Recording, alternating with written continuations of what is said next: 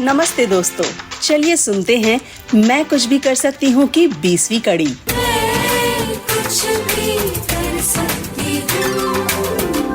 Population foundation of India की प्रस्तुति United Nations population fund का सहयोग और बॉम्बे लोकल पिक्चर्स द्वारा निर्मित। मैंने और डॉक्टर जैन ने गौरी की सर्जरी की।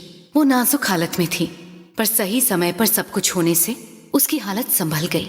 हमारा ऑपरेशन कामयाब रहा। एक डॉक्टर के लिए इससे ज्यादा खुशी की बात और कुछ नहीं होती। ऑपरेशन थिएटर में मुझे और डॉक्टर जैन को सुकून आया, लेकिन बाहर गौरी के साथ काम करने वाला हवलदार परेशान था। उसे डर था कि बिना दिगंबर सिंह से पूछे मुझे यहाँ लाया गया। मुन्ना उसे संभालने में लगा था। वैसे मुन्ना सब कुछ संभाल सकता था, ये उसकी खूबी थी।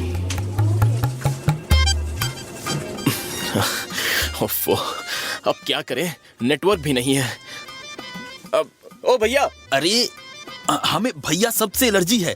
हमारा नाम मुन्ना है। अच्छा ठीक है मुन्ना जी, मेरे फोन में नेटवर्क नहीं आ रहा। ये विचित्र सा यंत्र जो आपके हाथों में है वो मोबाइल है तो और क्या? अरे इसको तो म्यूजियम में होना चाहिए था। कितना खटारा और पुराना है ये। देखिए मजाक मत कीजिए, हम ऐसे ही परेशान हैं। मेरी बीवी ने खाना भी नहीं खाया होगा। ड्यूटी करके हम घर ही जा रहे थे कि ये सब हो गया। इंस्पेक्टर साहब को भी खबर कर देते हैं, नहीं तो आग बबूला हो जाएंगे। हम जा रहे हैं, हमें काम है। अरे अरे मुन्ना जी, गौरी ठीक तो है ना? हाँ, अच्छा हुआ समय पे ले आए। छोटी सी सर्जरी है। ये लीजिए बिस्कुट का पैकेट, रात का खाना समझ के खा लीजिएगा। है? अरे बाप की पत्नी का 56 भोग तो यहाँ नहीं मिलेगा, इसी से काम चलाइए। अरे मेरी तो भूख प्यास सब उड़ गई है। इंस्पेक्टर साहब का फोन भी नहीं लग रहा। अरे संडे का दिन है, आपके साहब बिरयानी पुलाव खाकर सो गए होंगे। सपने में स्वर्ग की अप्सराओं के साथ भ्रमण कर रहे होंगे। देखो साहब का मजाक मत उड़ाओ। उन्हें पता चल गया ना कि जेल की कैदी को हम यहाँ लेकर आए हैं तो बवाल मचा देंगे। कैदी? कैदी कहाँ है? अरे यही डॉक्टर स्नेहा। इस मैडम को सर ने गिरफ्तार किया है ना। क्या? हाँ, 2 दिन से ये मैडम लॉकअप में है। क्या हुआ? अरे आप ऐसे चौंक क्यों गए? मैं आता हूँ। अरे अपना फोन तो दे दीजिए। रिसेप्शन से कर लेना यार। डॉक्टर जैन और मैं सर्जरी करके बाहर निकले। डॉक्टर जैन एक बहुत ही भले आदमी थे। उन्होंने मेरे बारे में जानना चाहा, मेरे काम को भी सराहा, और उन्हें भी ये जानकर हैरानी हुई कि मैं लॉकअप में थी। वो इस बात से बेखबर थे। Thank you Sneha. थैंक्स किस बात का, मैं डॉक्टर हूँ, ये मेरा फर्ज था। पर ये कांस्टेबल तुम्हें कहाँ मिली? मैं लॉकअप में थी। क्या? पर क्यों?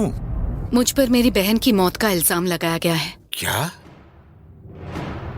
सभी ये सुनकर हैरान थे। तभी एसपी मधोक गौरी की खबर सुनते ही वहां मिलने आए।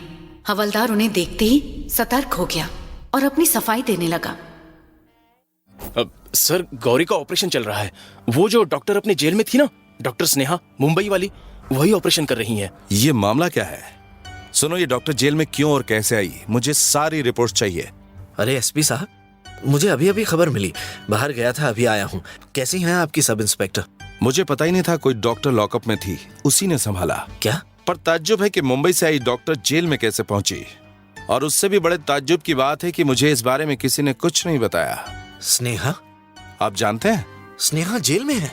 हाँ सर, स्नेहा नाम है। सर इंस्पेक्टर साहब ने गिरफ्तार किया है। उसके ऊपर उसके जीजा ने इल्जाम लगाया है कि उसने अपनी बहन को अगवा किया और उसके लापरवाही से ही उसके बहन की मौत हुई है। ये सब क्या बकवास है? उसकी बहन की मौत यहाँ हुई, उसे बहुत बुरे हालात में डॉक्टर पाल की निजी क्लिनिक से लाया गया, लापरवाही से उसका अबॉर्शन किया गया था। एसपी साहब, वो डॉक्टर पाल के इसी केस के सबूत तो हमने आपको दिए हैं। डॉक्टर साहब ठीक तो है ना? गौरी ठीक है, पर आप अभी उससे नहीं मिल सकते। उसे 24 घंटे के ऑब्जर्वेशन में रखा गया है। और उसे हुआ क्या है? उसकी हालत संभल जाएगी, पर 2-3 दिन का समय लगेगा। काफी इंटरनल ब्लीडिंग थी। स्नेहा साथ में नहीं होती तो। मैं यहाँ का एसपी हूँ मैडम। माफ कीजिए, मुझे आपके बारे में कुछ भी खबर नहीं थी। मुझे पता ही नहीं था कि आपको अरेस्ट किया गया है, लेकिन मैं वादा करता हूँ कि इस मामले की तह तक जाऊंगा। Thank you. डॉक्टर स्नेहा ने ऑपरेशन किया है तो यहाँ 2-3 दिन के लिए उनकी जरूरत होगी, है ना डॉक्टर जैन? हाँ। ये हमारे हॉस्पिटल के गेस्ट हाउस में रह सकती हैं। आप चाहें तो अपने कांस्टेबल को रहने दीजिए निगरानी के लिए। ठीक है, तुम यहीं रहो ड्यूटी पर। मैं तब तक दिगंबर सिंह से मामला समझने की कोशिश करता हूं। अच्छा, मैं निकलता हूं। थैंक यू स्नेहा, मैं तुम्हें गेस्ट हाउस तक ड्रॉप कर देता हूँ। Thank you. उस रात डॉक्टर सुमित ने मुझे गेस्ट हाउस तक पहुंचा दिया। अतीत को हम बहुत पीछे छोड़ आए थे, लेकिन सच है कि हम अजनबी तो नहीं थे, शायद अजनबी बन के जी रहे थे। डॉक्टर सुमित ने मेरे लिए जो किया वो बहुत था। जिससे दिल ने अजनबी मान लिया हो, उससे तो उम्मीद भी नहीं होती। तुम्हारे माँ पापा और भाई सब दिल्ली में ही हैं? पापा रिटायर हो गए हैं, विनीत उनकी क्लिनिक देखता है और माँ अभी भी अपनी पत्रिका चला रही हैं। तुमने कभी दिल्ली लौटने का नहीं सोचा? हाँ सोचा, पापा ने बहुत बुलाया कि उनकी अपनी क्लिनिक है, आकर दोनों भाई संभालो, पर मेरे ज़मीर ने मुझे जाने नहीं दिया। प्रतापपुर को मेरी ज्यादा जरूरत है। दिल्ली मुंबई में बहुत सारे डॉक्टर्स हैं, यहाँ किसी को तो रहना होगा। तुम जैसे कल थे वैसे ही आज हो। तुम भी जैसी आज हो वैसी ही कल थी। गेस्ट हाउस आ गया है, तुम आराम करो। Thank you. दिगंबर सिंह को जैसे मेरे बारे में पता चला कि मैं मानवता में हूं, वो पागल हो गया। वो भागते हुए नशे में मानवता अस्पताल पहुंचा, जहां रिसेप्शन पे उसने बहुत हल्ला मचाया। इस अस्पताल की एक एक ईंट पत्थर नोच कर फिकवा दूंगा। कहाँ है स्नेहा? एक मुजरिम को घुसने की इजाजत कैसे दी तुम लोगों ने? हैं? सर, 1 मिनट शांत हो जाइए। हवलदार बाबू राम कहाँ है? क्या हुआ भाई, आप हल्ला क्यों मचा रहे हैं? तू कौन है बे? मुन्ना, यहाँ का वार्ड बॉय। हमको नहीं जानते? प्रतापपुर हमको सलामी देता है, तुम हमको नहीं जानते? मुन्ना हक्का बक्का रह गया। ये चेहरा तो वही था जो डॉक्टर पाल के क्लिनिक के बाहर चुपके से फोटो खींचते वक्त उन्हें मिला था। इसका मतलब मुन्ना के समझ में साफ आ गया कि वो भी इन लोगों से मिला हुआ है। अब पता नहीं आगे क्या होगा। क्या दिगंबर सिंह का सच सामने खुलकर आएगा? मैं वापस अपने घर माथुर निवास कब जाऊंगी? पता नहीं। मेरी इस डायरी के बाकी पन्नों में है आगे की कहानी, जो कभी अधूरी है तो कभी पूरी।